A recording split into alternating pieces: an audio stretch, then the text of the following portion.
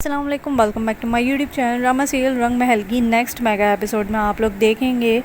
کہ ماں پارا جیسے ہی سالار کا گریبان پکڑے گی اس کو انکار کرنے کے لیے، اس کو غصہ دکھانے کے لیے، تو پیچھے سے اس کی چچی، دادی اور چچا آ جائیں گے اور چچی شور مچانے لگیں گی کہ یہ دیکھو یہ سب کیا ہو رہا ہے، اور کہیں گی کہ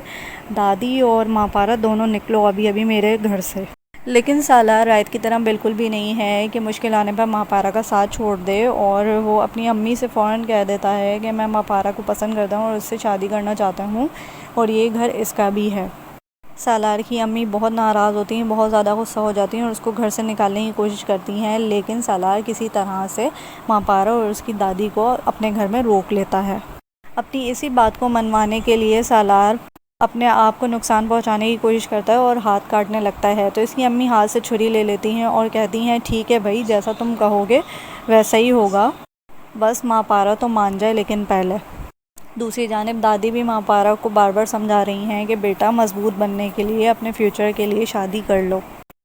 ماں پارا شادی کے لیے راضی تو ہو جائے گی، لیکن اسے نہیں پتہ ہوگا کہ شادی سے پہلے ہی ہال میں کیا ہنگامہ ہو جائے گا۔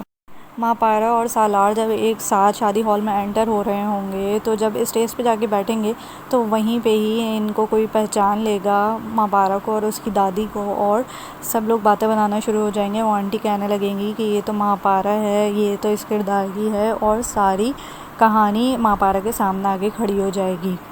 سالار یہ سب الزامات سن کے ایک دم پیچھے کھڑا ہو جائے گا، اور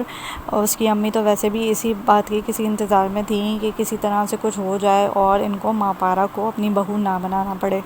وہ سالار کو اور اپنے شوہر کو لے کے توبہ توبہ کرتی ہوئی اس ہال سے نکل جاتی ہیں اور دادی اور ماں پارا کو اپنے گھر سے بھی نکال دیتی ہیں۔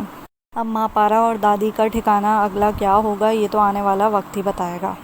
اسی کے ساتھ ہی ہاجرہ کی چالاکیاں جاری ہیں اور وہ بالکل بھی رائت کو برداشت نہیں کر رہی ہے، اور رائت کو ماں پارا اور اس کی دادی کے ایکسیڈنٹ کی جھوٹی خبر سنا دیتی ہے۔ تو اگر آپ کو میری یہ ویڈیو اچھی لگی تو لائک کیجیے گا، شیئر کیجیے گا اور اس چینل کو بھی ضرور سبسکرائب کیجیے گا۔ تھینک یو، اللہ حافظ۔